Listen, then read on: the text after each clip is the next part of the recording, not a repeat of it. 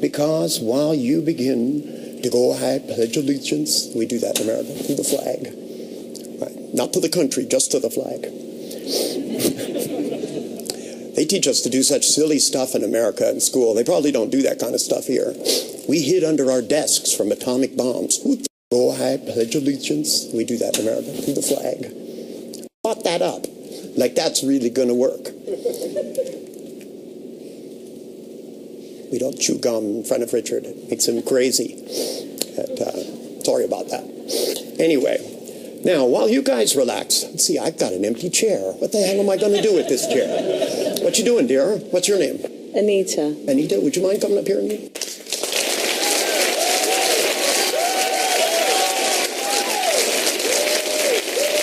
It's okay. Sit down. It's all right.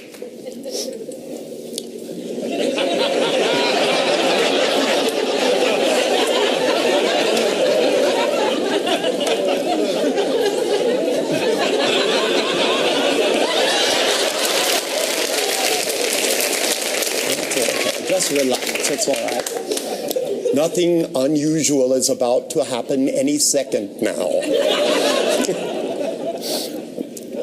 That's right, just relax a little bit. You guys are a little too tense after being around for so long. You should, if you know, after being on planet Earth more than 10 years, something inside your mind should go, is it really worth worrying about? You know, tomorrow it's just going to be another thing. They're going to blow up the tube again, you know.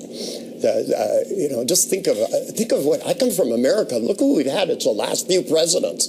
I mean, it all went downhill. Then we went Richard Nixon, right, and then there was Lyndon Johnson. This is, you know, this guy put 400,000 people in Vietnam. That would double the population of the country.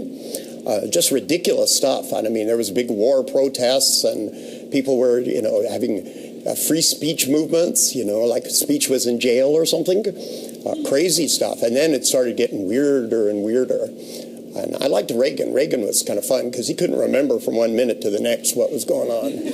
I thought that's a good thing for a president. You know, he would go, Mr. Gorbachev, tear down that wall. What wall? That's right. Let your hand go down. Loose, drop. All the way. There you go. Sleep. That's right.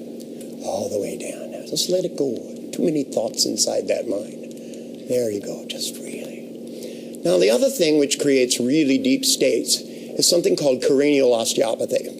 Now, I don't really do cranial osteopathy. I just noticed when they did it, people went into powerful altered states. It has to do with pacing the fluids underneath the brain at about, they pulsate at about 8 beats a minute. And if you pace them, just like if you pace somebody's breathing, if you put your hand on their chest and when they breathe out, you move your hand up a little bit, and when they breathe in, you move in a little bit. Then pretty soon you can move it out a little bit further and in a little bit further, and they'll begin to really relax. That's right, all the way down. That's right. There you go. Let your head go forward. Let it go forward. Just let go. There you go. That's right. Let your mind go. You don't need it right now. Because what we want to do is to find some of the things that you can do in altered states, which will help you to make changes that could stay with you for the rest of your life. How you doing, kiddo? Okay. Okay? Yep. All right. I have a question for you.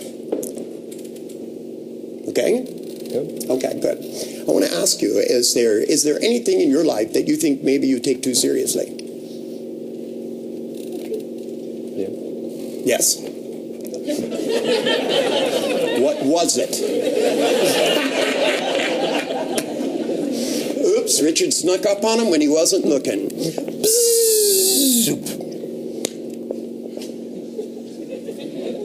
I told him to. What do you expect? You know, it's just going to happen that way. Okay. All the way up now. Come on.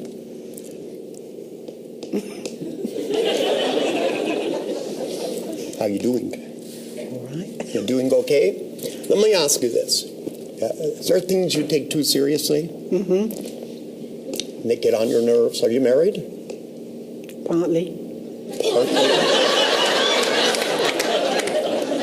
What is it? You can never get straight answers from women these days.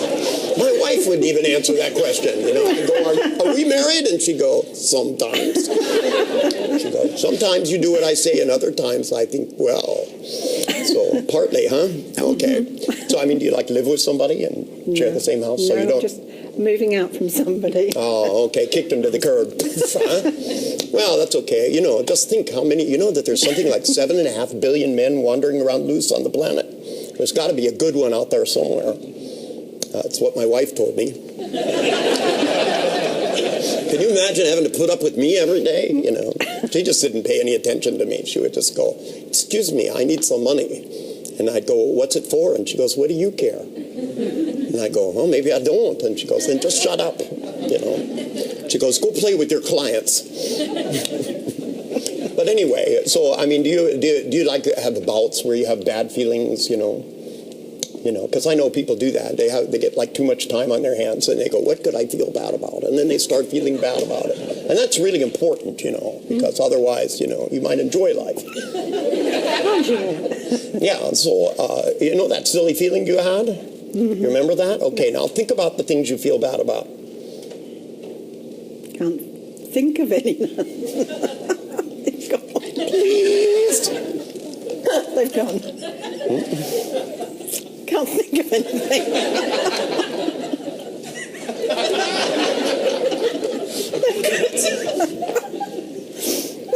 Just one, please.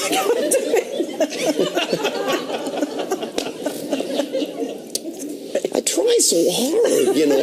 Deb and I had spent 40 years trying to come up with a technique to help me, but I guess I'm just stuck, you know. Anyway, sleep. Hi, how you doing there? Yeah, good. Good. So you got an idea how to do an unverbal induction now?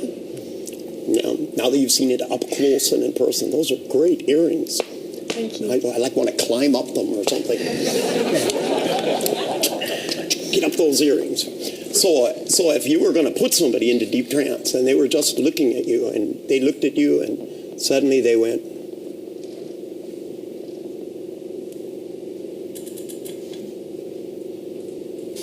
that's right, close your eyes now.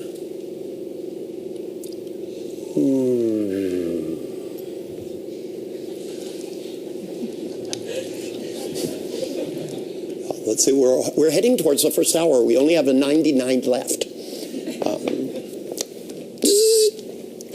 How you doing, dear? Feel okay? Yeah. I think it's spaced out. It's spaced out. So, but you're much more alert than everybody else here. I noticed that.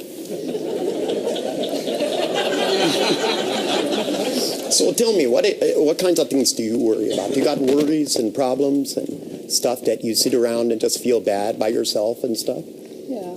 That stuff's really important, isn't it? Because if you didn't worry about it, the world would come apart at the molecules.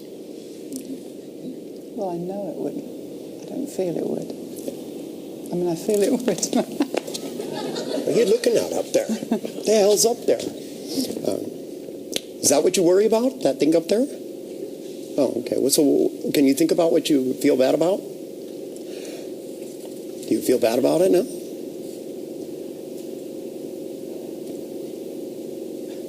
No, I can't. You know what a psychologist would call this? Resistance. Aha, what are you avoiding? That's what they would ask you. What are you avoiding? You're avoiding the pain in your life. Don't you know that you have to feel the pain fully and immerse yourself in the pain so that you could grow and change as a person? Why, the last psychologist that came to me, I whacked with a 2x4 to help him change. I know somebody in this audience wrote me a note, said, "Quit picking on psychologists." Excuse me, that's how I make my living. You know, I walked into mental hospitals and I walked out with patients, not with the staff.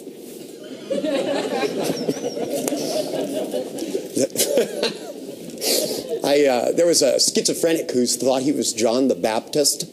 That's a really bad choice if you're working with Richard. I'm the one that nailed Jesus Christ to the cross. So, and you guys, I don't know if maybe you're, you know, for some of you who haven't read about John the Baptist, they chopped his head off. you know, and just as a gift to the guy's wife, he goes, what do you want for your birthday? And she goes, oh, give me the head of John the Baptist. Loads of fun. And so he goes, oh, no problem. And they chopped his thing. So when the guy told me, I said, you know, I was in the hallway and I came by and he goes, let me baptize you. And I said, no, thanks. I said, been there, done that. And I said, who the hell are you? And he goes, I'm John the Baptist. And I said, people have been axing about you. Get that little twinge, you know. And I said, wait here, I have something in the car for you. And I just happened to have a fire axe about 4 feet long, and I came in with the fire axe, and I said, heads up. Sleep.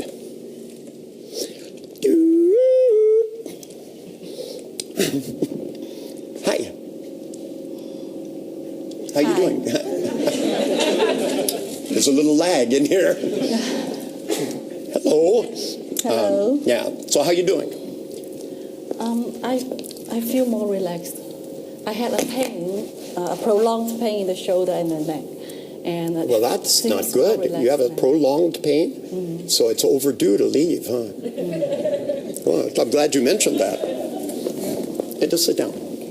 Let me take care of this, okay? I don't like pains in the neck. Okay, so it starts down here.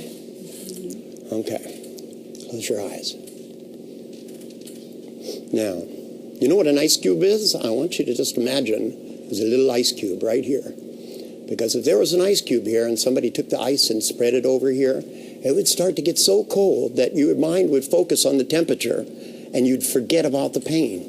The thing about pain is that it's a message from your unconscious that says you need to do something about it. And once it's been done, then it's time to stop. And the only reason it doesn't is because there's inflammation. And the inflammation becomes irritated. But when the tissue softens and softens and softens, it begins to go away.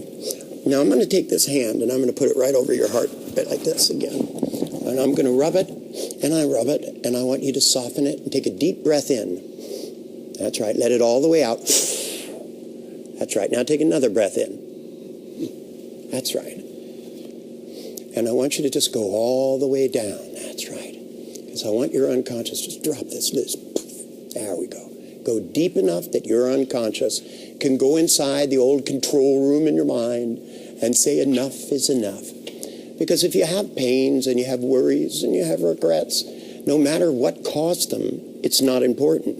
What's important is that you begin to heal them. So you begin to heal the things in your life. We've all been through struggles. We've all had stuff happen to me. You know, I was in a car wreck. Actually, I hit a car with a motorcycle. Not a good plan. And when I did, I woke up. I had terrible pain. And the doctor came to me and he goes, geez, that must really hurt. And at the moment he said it, it did. But I thought, what an asshole. I'm not supposed to say that on TV. So I didn't say the word asshole. Forget about it. Because I know that right now, your unconscious knows that if I lift up this hand, and I tell you, I'm going to take this finger here, these two fingers, and I'm going to squeeze them, and I'm going to squeeze these, that just for a second, everything disappears. And I'm going to take your hands now, and I'm just going to put some energy down your arms. And I want you to soften all the tissue in your shoulders and your back, and just let it go. And say to yourself the magic words, fuck it. And just forget it. That's right. And let it go. Soften here, soften there, and just forget about it. Whatever happened in the past, the best thing about it is that it's over. Now, your unconscious can answer yes by lifting that finger up. Okay? And I'm going to lift this arm up. I want you to hold it there for a second, and I'm going to ask your unconscious, does it understand me? No, unconscious, that's a conscious answer. I know you consciously understand. Let your unconscious mind answer me. A full unconscious response. That's right. There it comes. All the way now. That's right. Find the little neurons there. Flick the finger. A little twitch here. A little movement there. That's right. That's right. All the way up now. That's right. Now I want to ask your unconscious. That's okay. If it would be willing to go inside, soften the tissue, and turn off those things that are signals that are no longer useful. At the time that this started, There was a good reason for it. But the reason is gone, so now it's time to focus your attention on something important, like the feeling in the bottom of your feet. Your consciousness can only absorb a certain amount, and if you have little pains here and pains there and you pay too much attention to them, it'll only amplify them. So I want your unconscious to go to your big toe and amplify the feeling in your big toe, and then amplify some good feeling from your past, a time when you really were determined and strong and did something wonderful. There's probably lots of them. And take that feeling and double it. And in the instance between your toe and your good feeling, there's a space where everything releases. And when your unconscious is ready to take responsibility for making this pain go away, it can tell me yes. And it knows how to tell me now. That's right. Let that hand go down at the rate and speed that your unconscious makes all the necessary adjustments. Hey, how you doing? You feel okay? Fine, thank you. Fine. Yeah. How about you? Do you worry about stuff? Yeah, I suppose so, quite a lot. You suppose so? Yeah. Yeah? Can you think of something that you sit around and worry about that probably you shouldn't? Get an assignment done. I beg your pardon? Get an assignment done. So you have an assignment you need to get done, and rather than doing it, you worry about it. And I'm doing it, but I worry about if it's going to come out well enough. And when you worry, do you worry with a voice or with pictures? Probably a voice. Probably a voice?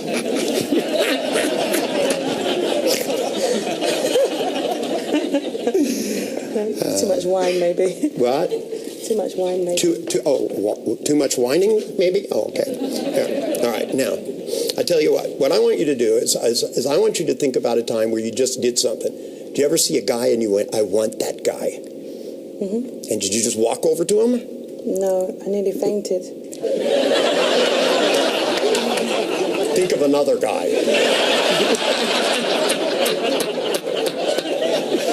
Think of one you just walked up to and said hello. No hesitation.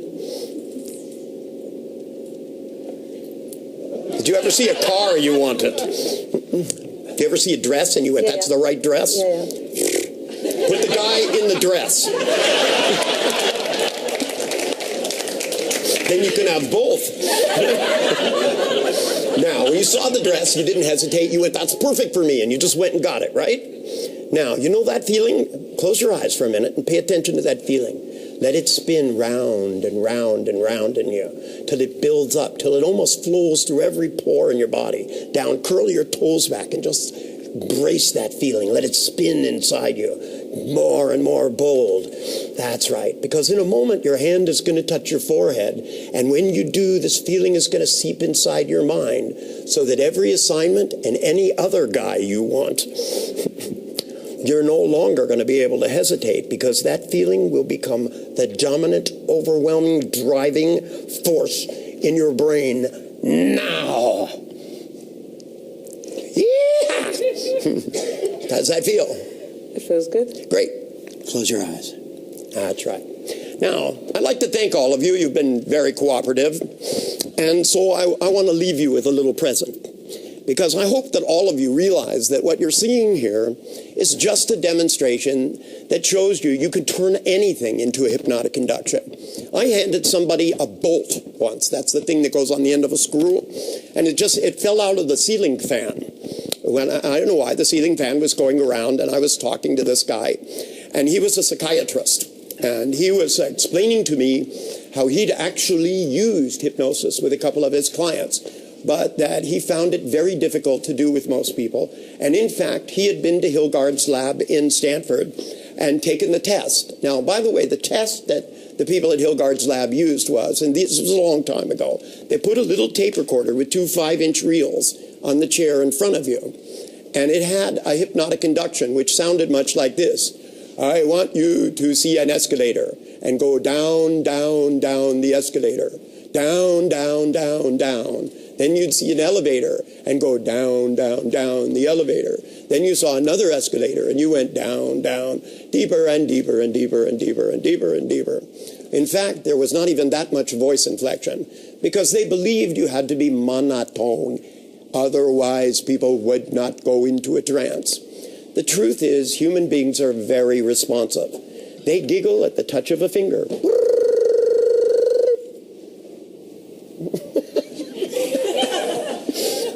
I don't find that people are that resistant. I find that silly things are what get people to do better.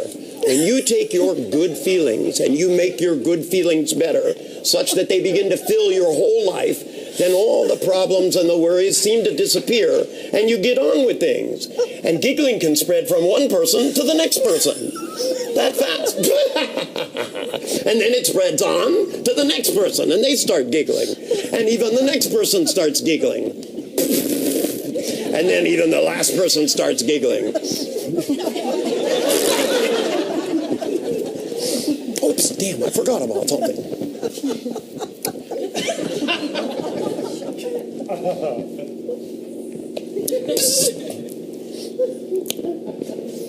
Seriously now. Now, I'm going to count to 3, and when I do, I want you to don't just come out of trance, but first you have to go in.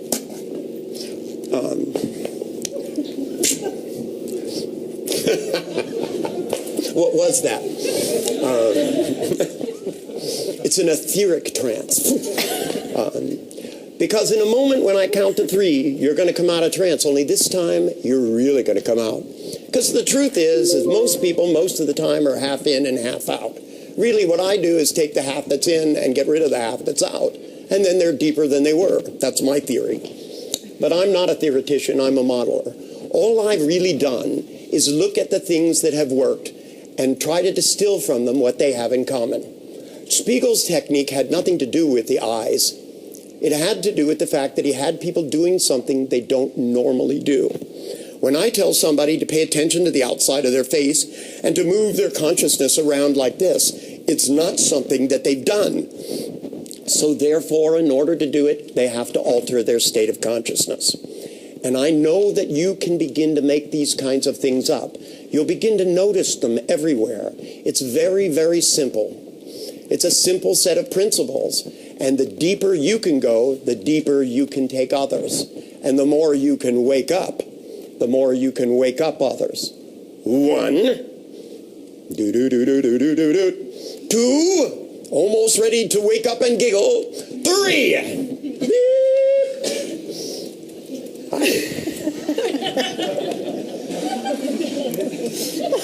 So I'd like to thank you very much. Big hand. Thank you. Thank you very much. Thank you. You're not leaving yet. So how do you feel? Much released. Much released. Yeah, lighter. Lighter. Yeah. How about the pain? Toe hurts, huh?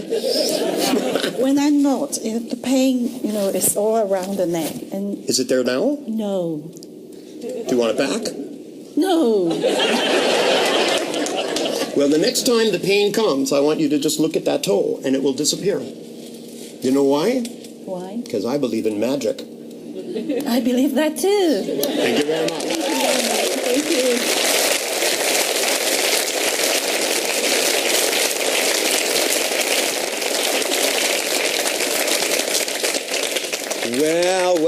Well.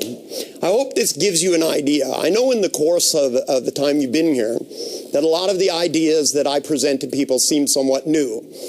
I am not a psychologist. I've been accused of it a couple of times, but when people say, are you a psychologist? I go, step outside.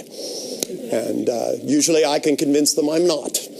But if they want to believe that pain is the doorway to feeling better, that seems to me ludicrous. And if your past caused the future, then you wouldn't be able to change it, so going to therapy would be ridiculous. Hypnosis has for over 2,000 years been used to do things. I mean, everybody from faith healers, excuse me, but they're using hypnotic techniques, I know them. And it doesn't matter to me whether they say God makes it happen, the universe makes it happen, your neurology makes it happen. I'm not a theoretician. I don't have to know why. I believe that if you have strong beliefs, whether they're religious beliefs or your belief in human beings, it doesn't matter to me as long as they're strong. Your strong beliefs, if they include the idea that people can have happy and fruitful lives and get rid of old pains. I know that recently I have people write me questions down and give them to me. And one of them told me that their friend had lost an arm. And when he lost that arm, the doctors gave him morphine because he had phantom limb pain. Now I asked him, I said, does he give you the shot in the arm that is there or the one that's not there? And he looked at me like I was crazy. And he said, well, of course, he gives it to him in the arm that is there. And I said, well, how do the drugs get from the arm that is there to the arm that's not there to make the pain go away? And he looked at me like, what's the matter with you? But I think when I look at a doctor giving